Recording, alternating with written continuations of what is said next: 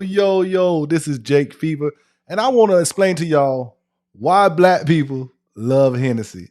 Now, I dropped a video on this before, but I got more details for you right now. So I'm going to go ahead and give it to you. Shout out to Hennessy for creating this content for me and black people in general. So most of y'all probably wondering, man, why does black people love Hennessy so much? And it's just different than what you think it is. It's not just the rappers and all that stuff like that. But let's get down into it. So, Hennessy was founded in 1765 by Richard Hennessy. Now, what does he got to do with anything? Well, y'all like to say Hennessy and cognac and stuff like that is French. But Richard Hennessy is Irish. He served in the French army. After he served in the French army, he decided to create an import-export business where he delivered cognac and other types of brandy to different countries across Europe. So he's not even French himself, and he's the man behind Hennessy. So you probably wondering, hey, how does this get to black people liking Hennessy? Well, I think it's possibly responsible because of one man. Now, this man's name is William J. Schaefer. He looks like this. He kind of looked like a Poindexter. This guy here was a distributor for the American side of Hennessy. Now, he befriended this guy named, you probably know him. His name is Booker T. Washington. Now, Booker T and William became friends, and William is actually a person that sat on the board of the Tuskegee Institute. The Tuskegee Institute is known as Tuskegee University today. Now, this is the second oldest HBCU. Boom, there you go. Now, William, he used some of his friends to support the institution. This was a key part in the institution thriving. He used folks like Thomas Edison. You know him, he created the light bulb. Well, I don't know how much their contributions was, but this is said to be known that he influenced them to kind of support the institution. So Thomas Edison, Mark Twain, you might know him. He wrote that book. They got all the N words. He looked like he could say the N word a few times. Look, he looked tough, boy.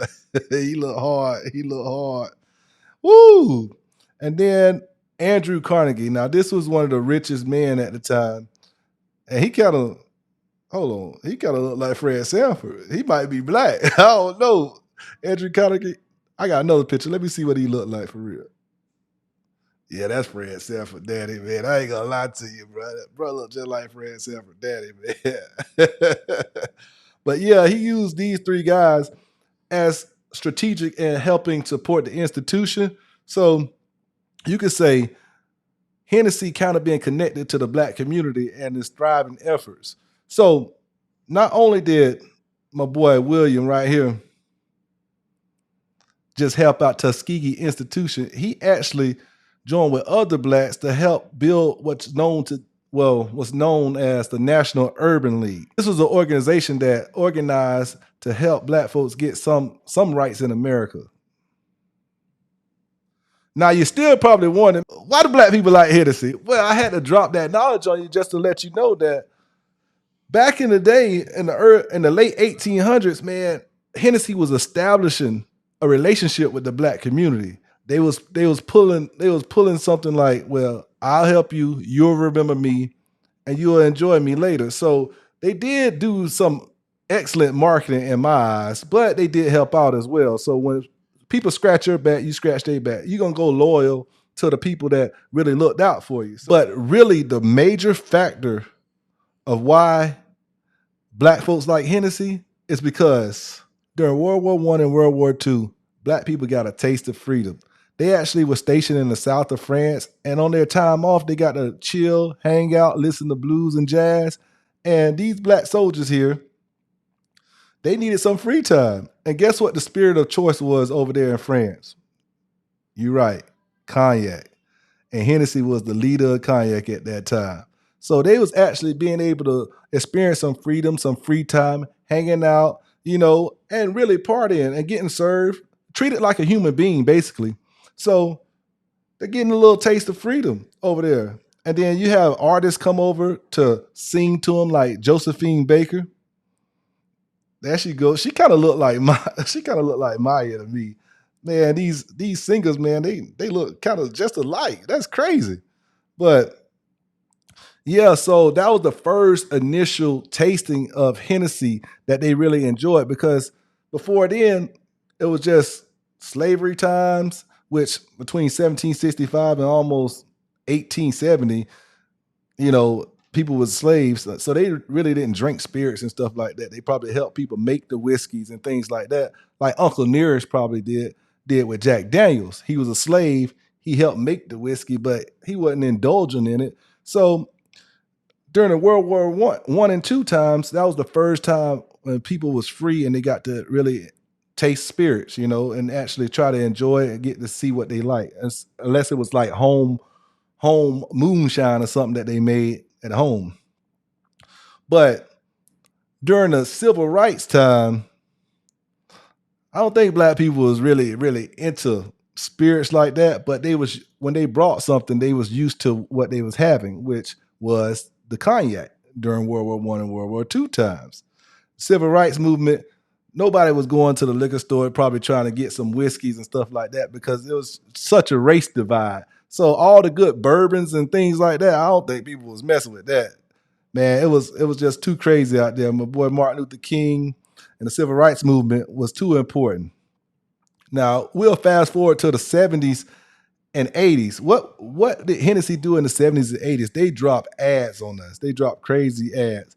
You remember ads like this: Hennessy, the civilized way to open doors and things like that. It was just like some dope stationary ads. That's what I thought it was.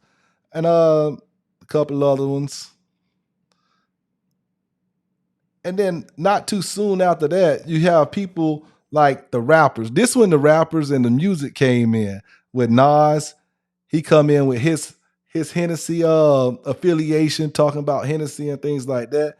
Then you have people like Busta Rhymes. He said Pastor Cavassier, but I hear a rumor that Pastor Hennessy was too much to say, so he just used Cavassier. I heard he didn't even drink doggone Cavassier. It just sounded better in the song, so he wanted to say Hennessy. That's what I heard. Now, if you think I didn't hear that, or if you heard something different, please drop a comment. Let me know if that's a lie or not.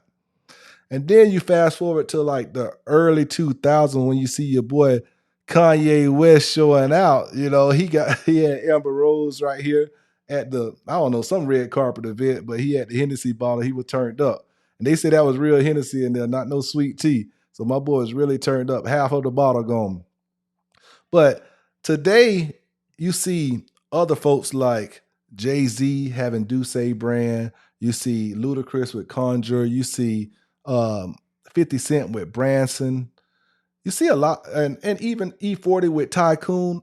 I could think of a lot of other people that have it. Even like these smaller, like Acquired Taste Cognac or Enyaq or even Revanchi Cognac are all black owned. So we actually getting some folks that's in the black community that's actually being able to own their own cognac brand.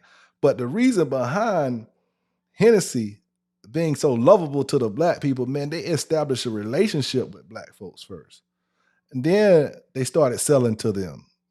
So when you look at a black person, be like, dang, that's all you drink is Hennessy. Well, sometimes, hey, it's good to be loyal to the people who help you out some a little bit. But I like Hennessy and I collect the Hennessy. If you can see some of the stuff in the back, I collect some of this stuff because I just enjoy their brand. Their brand has stepped up so much that it's like a luxury brand. Yeah, this is the regular VS Hennessy, but you can go up to different levels of Hennessy, and it's so luxury. The way they package their things, the way the label looks, the boxes that the bottles come in. I mean, they work with artists to design their bottles. They work with artists to design some of their limited edition labels.